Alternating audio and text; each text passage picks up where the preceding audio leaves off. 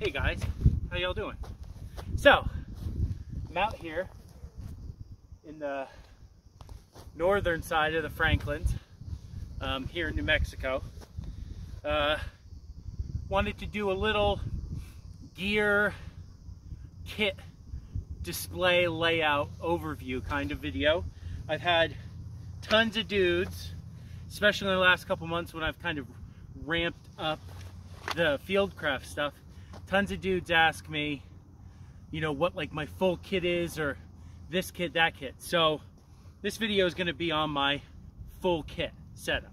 This is like everything, minus like one or two minute things that technically, quote unquote, technically don't apply to me. So I'm also here, my belt kit and my chest rig are both Irish DPM, so they're a woodland camouflage. So I just wore my M81 Woodland BDUs kind of as a contrast. And I put the woodland cover, the pack cover on my Ruck, just as a contrast, so that like, see me standing here, right? And you see how I kind of I'm dark. I'm not black, but it's a very like darker brownish color compared to all this other foliage around. It's all the lighter green, olive green, and then obviously you can see the dead grass, very bright tan, khaki. So I'm gonna break it up into segments for line 1, line 2, line 3, and line 1 will be both rifle and rig, and line 2 will be itself, and line 3 will be itself. I'll have that laid out because I'm gonna take everything out and show you everything in each one. So line 1, so I have a South African Niemoller belt kit and a pattern 83 / Parafox style chest rig because it has a pistol holster in it as well. So I have that as my primary webbing, no armor or anything for the application I would be using this for, and my Snug Pack Rocket Pack, Ruck. So that's the 3 line 1, line 2, line 3. Line 1 is 12 pounds, line 2 is 22 pounds, and line 3, the Ruck, is 61 pounds. So what does that equal? 95 pounds. So the kit itself, then you have the rifle. This is 100 pounds of kit. This is not, you're not going to be speed marching, you're not going to be speed rucking with this kind of stuff. My application, I'm not going to be doing that. This isn't some timed event for the Army or a hike for the Marine Corps. This is just like in the fieldcraft, in the field, applicable usage of my kit and the full kit. So you're 96. So we'll just do a rounded 100 because of the rifle and like the camis and the boots. That's another thing I've learned here hiking. If it's not in this flat area, like this flatness in between all the mountains, you don't wear waxy type boots. I've got my Issue Combat Hikers, Danners. They're thick, they're durable, thick sole, good grip, and I've used those a bit before I started, when I first started hiking out here. Then I was using my waxies, and then after that last weekend kit hike, I was like, okay, waxies, no more for hiking, just for flat tracking and in the bush, not hiking up in these mountains, because these mountains are ridiculous. So yeah, 100 pounds. I've also established what would be the routine for wearing this full kit. I haven't done it with as heavy as the pack is right now, but before I've done a hike, and it's not grueling, but I'm sweating my nuts off because it's, you know, almost 90 degrees, sunny, and I'm wearing fucking woodland out here. But regardless of the color of the camouflage, the weight of this, it just slows you down. It does, but everything in it is a necessity to keep going, to keep, quote unquote, not operating, but to maintain your effectiveness. for an extended period of time. So I've adopted, the book is The Fading Light by John Gartner. He was Australian SAS. Then he went to Rhodesia during the Bush War and went Sea Squadron. And then left when he was done with Sea Squadron, went back to Australia for a couple months, realized he made a mistake leaving Rhodesia, went back and rejoined the Zulu Scouts as a small team, a Zulu Scout recce troop small team member. Him and one other guy doing longer range recce patrols, just looking for information and whatnot. And from what I remember him reading, when they were moving in the bush, especially when it was exceptionally hot, they would travel 50 minutes, rest for 10. So with this amount of weight and everything on this kit, that is gonna, for me, be my personal SOP with anything this fucking heavy. This setup is just obnoxiously heavy. So I think one of my first field crafty things I'll do with this setup is these mountains go 2 miles, run 2 miles, and then they run up 2 miles. So what I'll do is I think I'm gonna hike around the entire base of them with this and utilize that adage, go for 50 minutes, rest for 10. And then I remember him saying, like, in the morning they would wake up, and I think he said they started at like a rounded number, like they'd wake up at 5:30, make a quick breakfast and whatnot, and then start moving at 6, 50 minutes stop, for 10, 50 minutes stop. Then they'd stop for like a 30-minute lunch break or like an hour lunch break to relax, take all their gear off, make some food, 50 minutes, and then, you know, when they're done, 50, 10, 50, 10, until dinner, when they would set up the LUP, layup point, or an OP, whatever you want to call them. So yeah, so I'm gonna take that adage, I'm gonna take that anecdote from him and how he and his partner Steven used that operationally in the Zulu Scouts, and I'm gonna use that for something that's like this full kit, because this is just an obnoxious amount of weight. But I mean, you know, I don't want to rip my pants like that last hike.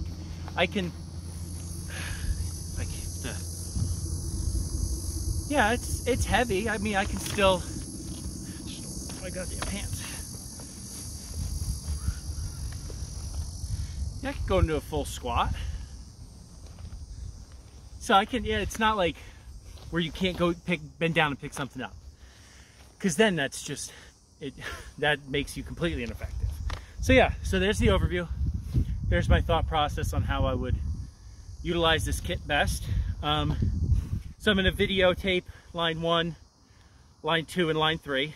Just go over all the items in the kit. So here comes, we'll do line 1 first. So here comes line 1. All right, so here's my line 1. It's the Pattern 83 / Parafox style chest rake and my main rifle. So you guys have seen my video on my rifle. It's a Brownell's BRN 180. It's the modern take on the original, the AR-18 / AR 180. Got my L-Can 145 on it. Retro, you know, some more retro parts. The Car 15 and the pistol grip from Brownell's. Winter weaponry lower. And just basic. It's basic. It's basic. So that's my main rifle, part of line 1. And then this is in my webbing. We'll start from my left, close to you, to right, away. It has a pistol holster, so I carry an extra Beretta pistol mag. I carry my Beretta in this. It fits both my 1911s and my HK P30, but I carry my Beretta. I love Berettas, my bread and butter. So yeah, I carry my Beretta 92 with 2 mags. There you go, there's that. And then in this small pouch right here, I have a compass, and I'm not gonna pull the other, well, I'll take it out. I'm not gonna obviously undo it. This is a tiny, it's like, I would call it, it's a survival kit. It has instant coffee, I think a tea bag, water purification tablets, a mini Laura bar, and I think a pack of MRE matches, all wrapped in electrical tapes, so you can use the electrical tape, you can unwind it and use that. So that's with the compass. Then I have 6 AR mags. When I'm using this, I swap out my green tips from my RRV to this, because RRV uses 8. This only uses 6 mags. So I have 6 30-round magazines for my AR, whether it's 180 or AR-15 platform rifles. It does fit 6. So initially, Pattern 83 was designed for the R4, R5 rifle series, the Galil rifles in South Africa. So it's a 35-round 5.56 AK style magazine. So the pockets are actually a little deeper than you would need for a normal AR-15 mag. But with an AK, the pockets are actually not deep enough because of that curve in a normal banana mag, AK mag. So it does fit 6 AK mags, just not comfortably. It kind of looks a little goofy, but it works. It fits them. So there you go.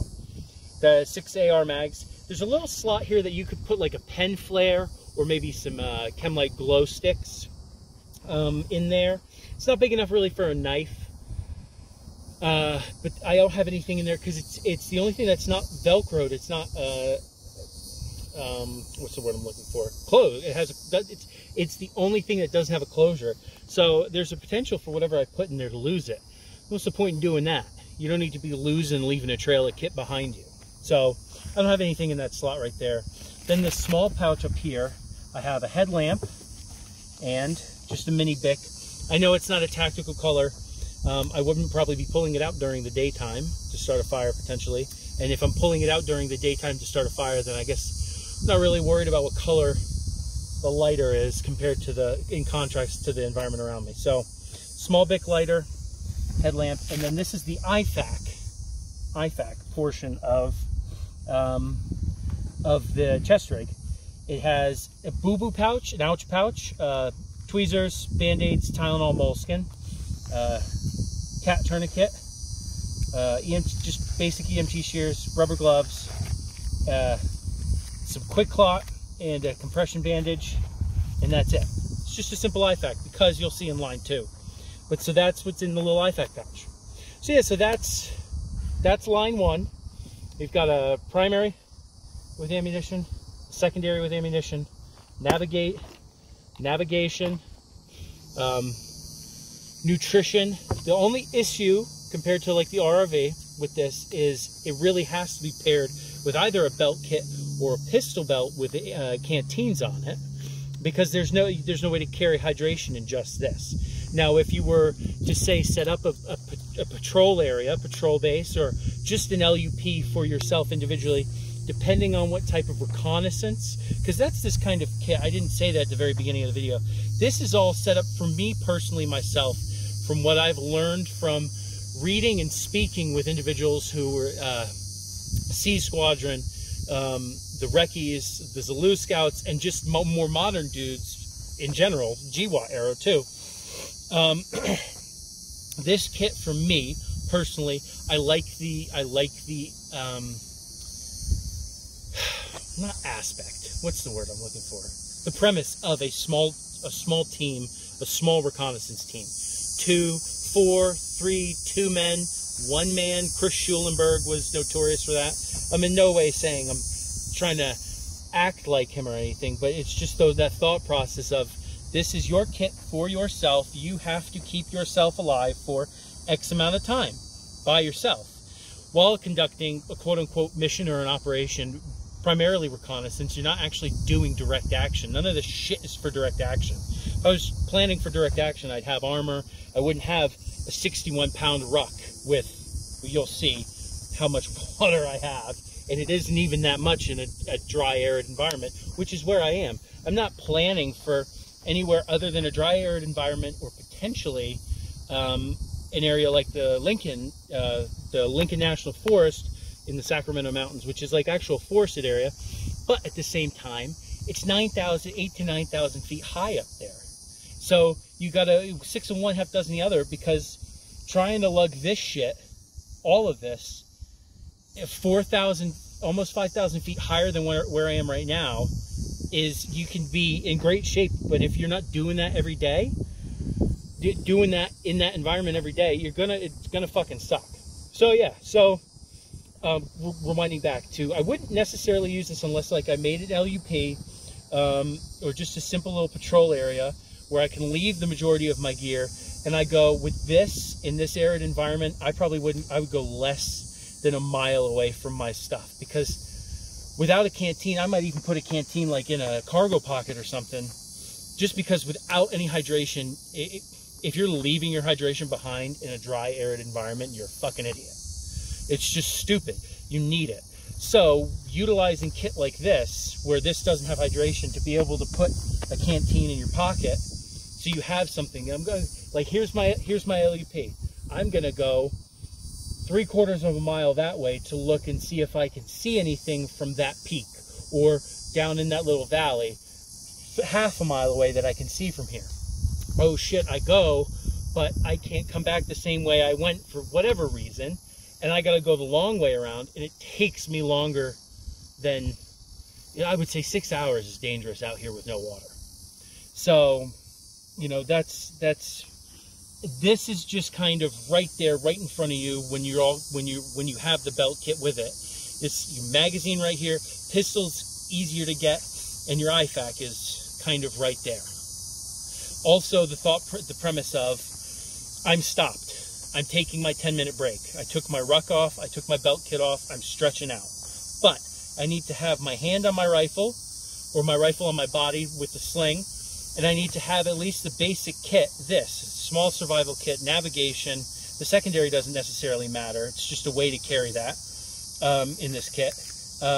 Some way to navigate at night potentially, this has a red light on it, and a little first aid kit to help in case I injure myself if I get separated from my main kit. That's it. There's no direct action, there's no bullshit with that. This is basically a survival vest, a survival kit, if you get separated from your main gear. So there you go, there's my line 1.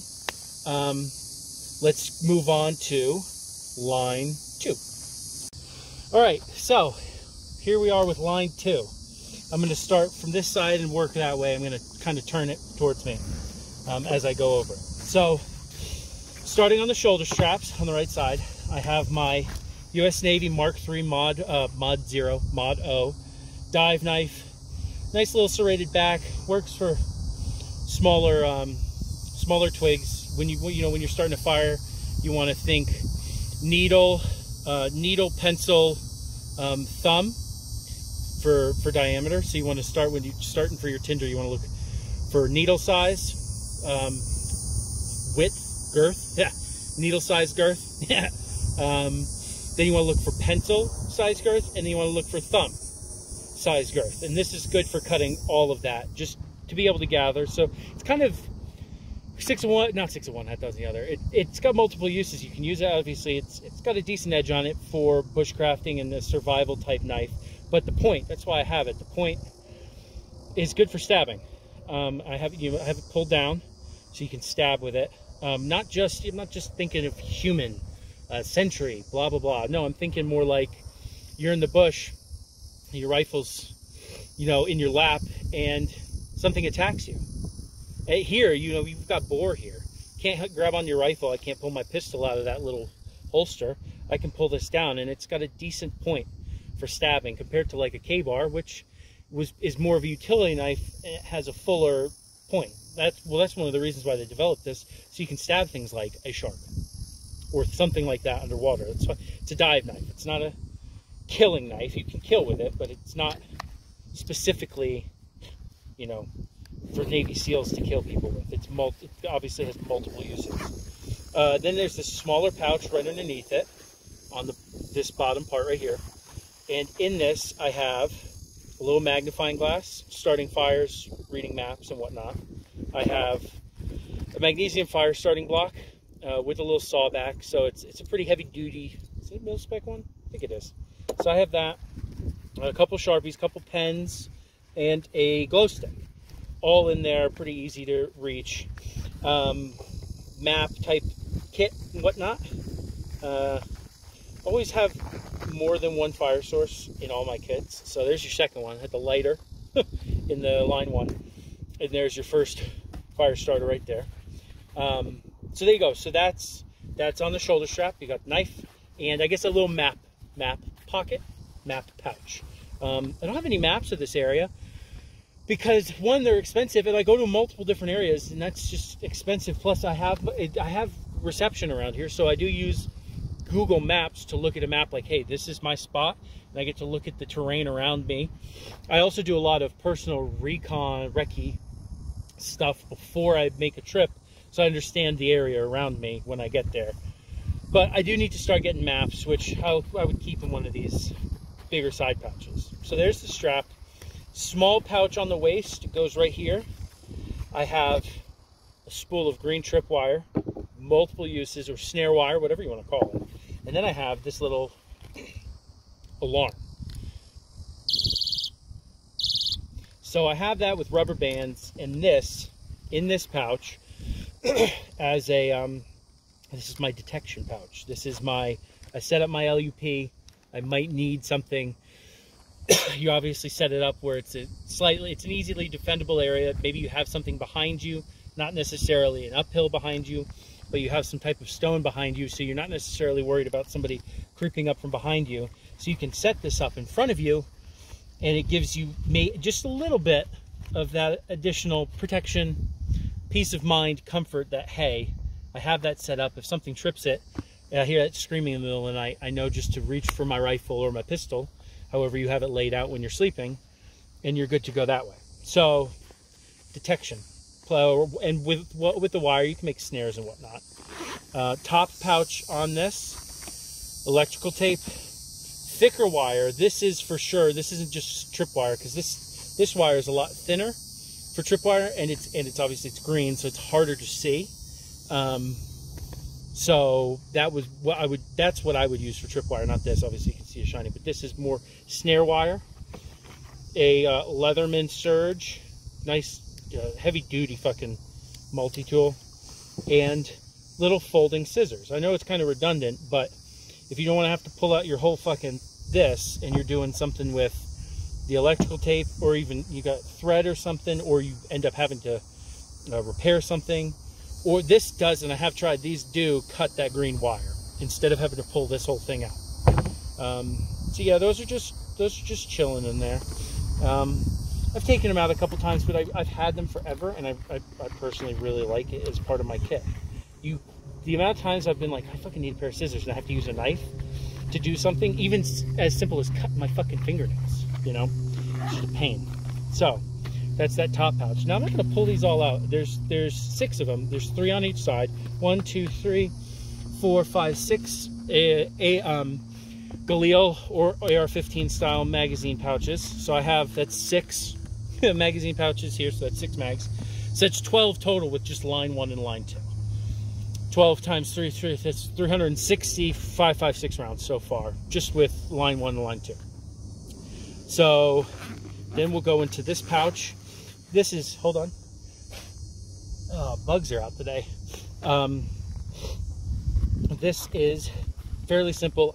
I'm going to just pull out this canteen. This is a British canteen. It has a very, very wide mouth compared to normal, like US canteens.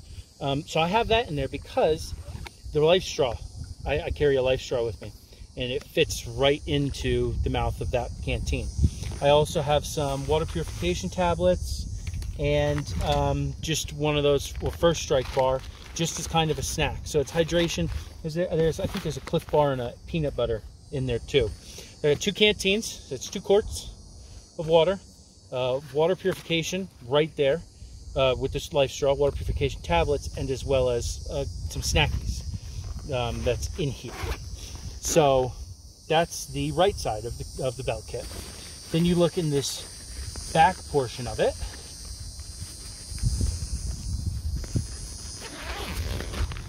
It has about 24 hours worth of food, snack bread, pretzels, flameless ration heater, MRE entree, and 2 jellies. I'm also not going to pull all of this out. if you can see this. This is a OD green and reflective material, thermal material sided blanket to make a shelter with enough paracord to string it up between two of these bushes, two trees, two mesquite bush tree thingies. There's that. And here, well, fuck, I guess I'll pull it out. In here is kind of field crafty stuff. More lighters, more water purification, fire starters, duct tape, glow sticks, and yeah, I think that's it in there. So that's just some field crafty kind of stuff in there. Spare pair of skivvies, spare pair of socks in here, and then the food. So I'm just gonna zip up or go after.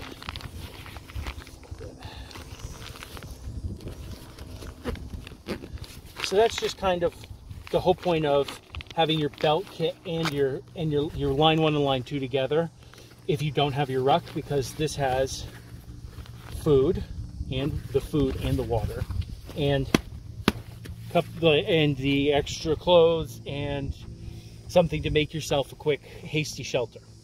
So that's in that little, I guess it's a lower back, it's a butt pouch. I guess you could call it a butt pouch. So there's that pouch. Then we'll do the shoulder straps on this side. I've got a cat tourniquet with a little Sharpie in it and my GI issue Lensatic compass. So this is my little navigation pouch. You got a map, where map stuff, compass. So yes, I need to get maps of the area. Like I said, they're just expensive as fuck. So there's that pouch. Then in this small pouch, line 1 has that IFAC with a tourniquet and whatnot. The line 2 has a tourniquet, and then in this pouch is 2 packs of compressed gauze. There's like a tiny IFAC. Then I have that in there. It kind of gives you, especially here in the US, it's good to have that information on you and to practice that information, because that's what most dudes, vets and in-service people know and understand. So I have that in there as kind of a guide, a reference. Let's do this top pouch here. I have a headlamp, so it's 2 headlamps. I have this is kind of cool. You can see that. It's Russian. This is from a Russian MRE I got a couple of years ago. Maybe 2 years ago, 3 years ago. It's a tiny little Espit stove with 3 fuel tablets and the massive fireproof, windproof matches. So I have that together in here. And then a random ferro rod, because why not? Headlamp there.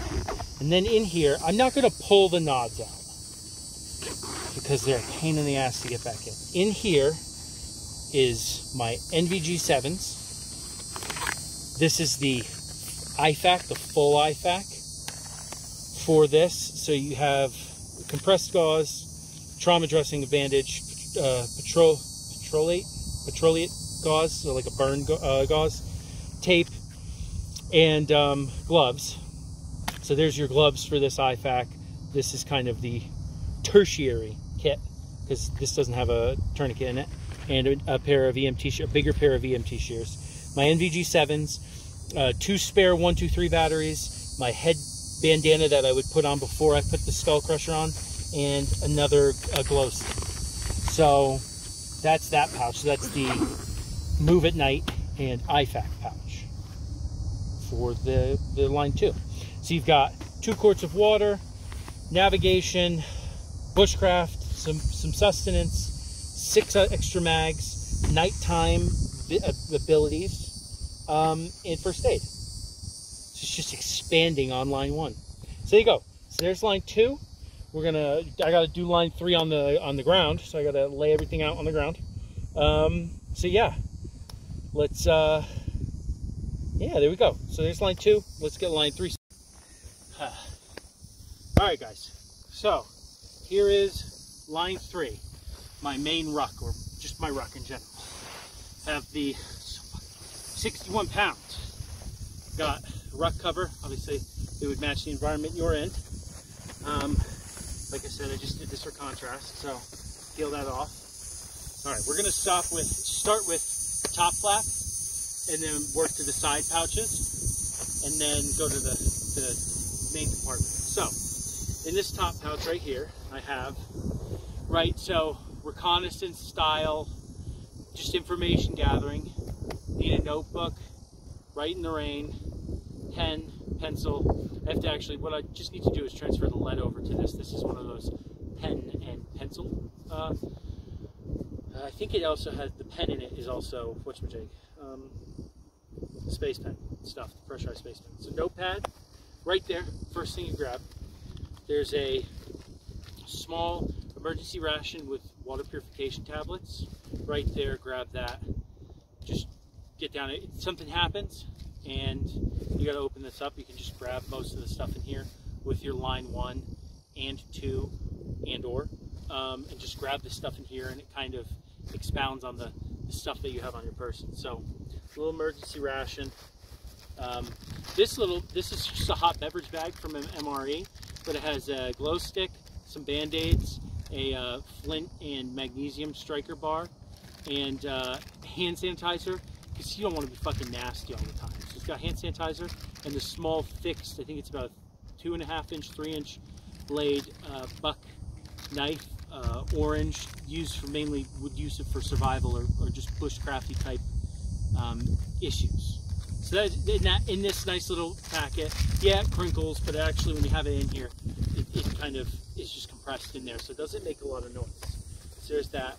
Then I have, this is kind of the main first aid kit, or IFAC, on top of line 1 and line 2 stuff. I've got an EpiPen, I've got a SWAT T tourniquet. It's always good to have more than one type of tourniquet. Gloves, SAM splint, 2 compression bandages, simple pills, Dramamine, Tylenol, ibuprofen, Pepto-Bismol, things like that. Just tummy stuff is in there. I think I have 1 or 2 of these CPR masks in there. So that is, and this is a South African cabbage patch, a recce cabbage patch style camouflage, little nylon pouch, first aid kit. And then this is, hold on, so one thing I'm looking for in my kit, I need to get a military with the IR cover strobe light. This is just an emergency strobe tucked in the back here with VS17 panel. A lot of guys have talked about VS17 panels online recently, so I snagged this. I think I got this brand new in the packaging for $14, $15. A lot of guys say cut it up, make it smaller. Dude, it's brand new in the packaging. It gets to be about that small. I keep it in my flat like that on the top of the pack. I don't plan on cutting it up. I think it's a great piece of kit, especially out here. You can just see the contrast, obviously, how bright it is. So that's on the top. So that is the top flap. That's the kit that is in the top flap of the Ruck. And like I said, it's kind of the way I have it set up / designed is so that if you really need to, and you can't bring your whole Ruck with you, you can just reach in here and grab whatever you can grab. You don't have to grab it all, but it just kind of, obviously medical, food, note-taking gear, that's all important if you only have line 1, 2, and or. You know what I mean. So that's the top pouch.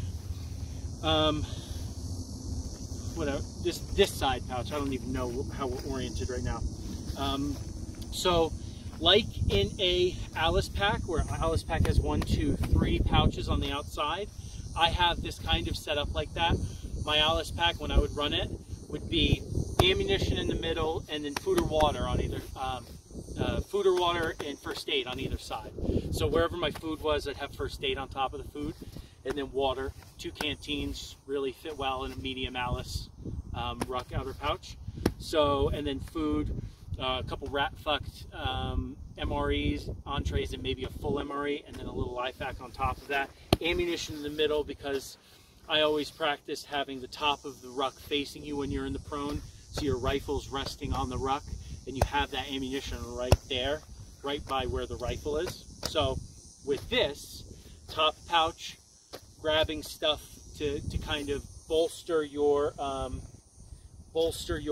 line 1 and line 2. Side pouches are all 3: ammunition, food, and water in both. So in this one I have gloves, I have an extra 9mm mag, I have 2 extra AR mags, I have 2 1-quart canteens, and then in here I have a food packet long range and a MCW, Neocold Weather. Both of them freeze dry. So that's 2 days worth of food right there. Okay, so that's on this side. Then on this side pouch, I have a spare boonie hat. Say your hat gets blown off, your hat gets soaking wet, and it's the end of the day, it's still sunny. Nice dry hat on top of your head. Also, if it gets cool or windy, it's better to have a dry hat than a cool hat on your head. Oh, caveat back to VS17 panel. Up until I got that, I normally have been wearing or having this South African S2000 bush hat in my kit. So it has a freaking day glow, what they call a day glow panel, sewn into the top, built into the top. So I just had that, and that was what I would use in place of like something like the VS17 panel. So that, and then I got the VS17 panel, so I still carry this because it's a great, just this cap itself is a great piece of kit. But yeah, having the ability to flip it inside out as an identifier is great. So yeah, so a spare boonie, a caveat, a neckerchief, original Vietnam. You can get it wet, put it around your neck, use it as an actual tourniquet cravat. You can use it as a triangular bandage, or you just put it around your head for sweat. Again, 2 more AR-15 magazines and a spare 9mm mag, and then this canteen is the only one that has a canteen cup. So this has a canteen cup, so you can heat water, boil water too. So that's a gallon of water right there. That's 4 quarts. That's a gallon of water. Here's a MRE more packet, kind of an additional thing to normal MREs. It has snacky stuff, caffeine gum, caffeine applesauce, what else? Energy electrolyte gel, almonds. So that's just kind of like a snack pack. Then, a first strike ration. They say it's 24 hours worth of food. In reality, it's probably worth at least 2 days worth of food. So day 1, day 2, with this, day 3, day 4 together. So that's 4 days worth of food. And there you go. Oh, and then in this one, because it only has these 2, I've kept this in here even though we're in the desert, because it does rain, random flash floods raining. And I used to carry pants in the Northeast. The pants would be on the bottom of one, the poncho would be on the other. So this is a poncho. You can use it as a ground cover at night with the thermal, the OD Green thermal blanket from line 2. You can use those to build shelter, like a quick, simple shelter, especially in inclement weather. So that's the 2 side pouches. You've got 4 mags. So that's it for ammunition. So you got 12 mags. 12 plus 4 is 16. So it's 16 30-round AR-15 magazines. And then you got the 2 extra Beretta magazines. So that's 60 rounds of 9mm. And what's that math? That's 360 plus another, what is this, 120? 360 plus 120 is 480. So it's 480 rounds of 5.56. More than enough. This right here on the outer pouch is at least 4 days worth of food. We've got a gallon of water. And we go into the main pouch. First thing I'm going to go through in this main pouch is there's this little zipper pocket right here where I have my little Ruger SR25. I need to Cerakote or paint the stainless. In just a little basic holster with 50 rounds of 22 long rifle. Just right there. You know, if you're out here for an extended period of time in the woods, in the bush, whatever, and you need to supplement your food, and you're not going to be shooting a full 5.56 at what a little rabbit, a little fucking vulture or crow. Little 22, little hunting pistol. I guess. Yeah, I guess that's what a hunting pistol. This is this is Toiletries. This is a hygiene right on the very top, and the reason I did that is because you don't want to go digging through your kit if you need to take a shit. That's it. And in here, baby wipes, toilet paper, Clorox wipes, body wipes, and like a little bag for like to put garbage in. So yeah, that's Toiletries. Right on the top of the main pouch. Next thing right on the top, this bad boy. This is an original US issue 5-quart collapsible canteen. Vinyl collapsible canteen. Got the purification tablets in here. 5 quarts. This is a thing of 10 tablets, so enough tablets so this is full. So 5 quarts. So total with these tablets of 15 quarts of purified water. You refill it twice. That's 5 quarts of water. So what do we got?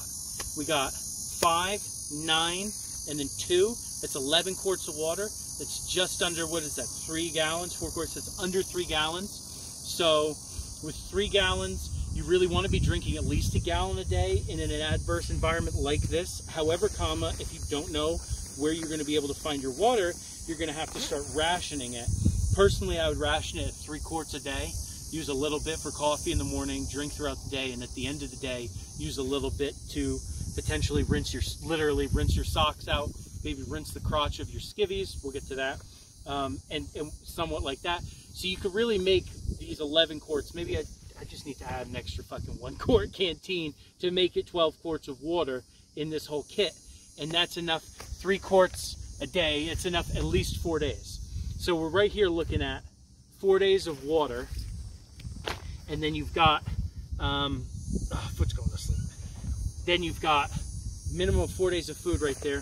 Next bit in the pack, entrenching tool to either take a shit or build your, now out here in the desert, you really aren't going to be digging a slit trench to sleep in or whatnot. You're going to be really stacking rocks or using paracord and the little blankets or the poncho I have to be creating a little type of lean-to once the sun goes down. That's really all you're going to be able to build out here. So I have that. Now this is paracord. These are where there should be. Oh yeah, okay. So these are little clamps that would clip on to the poncho. Paracord, poncho, shelter, right there, right on the top. Oh, there it is. So got that. Then this is food. This is, you got this in here, and you got this in here. This has, I'm not going to pull them all out, crackers, jams, 4 of these. So this is probably another 3 days worth of food right here. So you've got a week's worth of food, roughly a week's worth of food, and 4 days worth of water in an adverse environment. And when you're in an environment like this, you're not going to be you're not going to be eating that much because you're going to just be thirsty as fuck all the time. So, water and food. And then we get to this pouch. I have my ember lit stove. It's how many pieces is that? 1, 2, 3, 4, 5, 6, 7-piece little stove put together. You can either use sterno tablets, or it has a little opening in one of the panels. You basically literally feed it like a miniature wood burning stove. So I have that because the Esbit stove is kind of a in line 2 is kind of a one-use thing. So I have that in there to be able to heat up water with the canteen cup to be able to make food and coffee and whatnot in the morning, tea and whatnot. So I have a dry bag. I've always used a dry bag in any of my rucks in my kits because you just do not want wet kit. So first thing in the bag, moccasins, legitimate moccasins. When you're done hiking for the day, you take your boots and your socks off, you put on your nice cool dry moccasins. Also, the reason I've carried these in my kit, well, at least a decade now. The reason I carry these, growing up I would read Louis L'Amour and Zane Grey Western books, and go buy 6 Zane Grey cowboy books, and I'm willing to bet at least half of them there's a scene where the cowboy gets off his horse, ties his horse up to a mesquite bush, slips off his boots, because they all wore cowboy boots, that's how Louis L'Amour described it, slipped off his boots, reached into his saddlebag, pulled out his moccasins, put his moccasins on, and went and snuck around and did his little recce thing. So I took that, literally took that to heart. I've had these since I was like 13 or 14. But yeah, I've been carrying them in my kit for a decade now. So those are my camp shoes. Those are also, like I said, if I made an LUP and I was going out with just line 1 or line 1 and 2, and I was doing a little bit of sneaky stuff and I didn't want to wear my boots, I would put these on and walk around in those. They're obviously trackless and very quiet. Then in here is sleeps, no, this is clothes. I'm not going to pull it out. I have an extra set of camis, British Desert DPM. I have 2 extra pair of skivvies, 2 extra pair of socks, and a t-shirt. Basically, I took this, also the dry bag, I took that from one of the SAS books I read growing up, guys operating in Malaya, and then in Malaya all the time, and going into Borneo into the 80s, a wet kit and a dry kit. Your wet kit is what you wear during the day. You get sweaty, dirty, whatever. When you're done, you're making your LUP, not necessarily in the sense of like a loose small team, the way they still have to kind of be prepared, but like in the jungle, if you have a base camp set up, when you go to sleep, you put your dry kit on, you sleep in your dry kit, and the minute you get up, you take it off, and you put your wet kit back on, and you keep that dry kit in your sleeping bag dry for as long as possible, because once it's wet, it's never going to dry out again. Not necessarily the case here with how hot and sunny it is here, but I've used that for the last decade as well, and I keep doing it. So I've got extra skivvies. It's great. That's literally an entire uniform. If you compress down the leg. The British desert camis are very lightweight. So yeah, so I have that. Do I have? Oh yeah, small grid fleece. OD green grid fleece. Because it does get cold here, especially when it gets windy. Even in the summer, it gets cold at night in the desert. And then my sleeping system, which is kind of a hodgepodge. Well, not necessarily a hodgepodge, but my sleeping system is a woodland bivy bag, a snug pack jungle bag, and a mosquito net. Out here, it's great to have the mosquito net. Just put that over your bivy bag. You're good to go. Bivy bag protects you from the wind and whatnot. Also, this is a tourniquet, one of those simple latex tourniquets. I use that because then you can take this when you unwrap this and hook this between 2 little bushes, 2 little branches, 2 little trees, and make a makeshift clothesline so you can dry out your skivvies, your t-shirt, and your fucking socks from the day in camp. There you go. That's line 3. That's my main ruck. I got a week's worth of food, maybe 4 days worth of water, first aid, camp kit, hygiene camp kit, some extra ammo, not that I really need it. And there you go. So yeah, thank you guys for watching. This is probably the longest video I've done so far, but it's just great to kind of expound on the kit, the personal kit that I have. Let me know what you guys think. I hope you guys enjoyed it. You'll come back and do another kit video, maybe not like this full kit or whatnot, but yeah. All right, thank you guys for watching. Have a great day.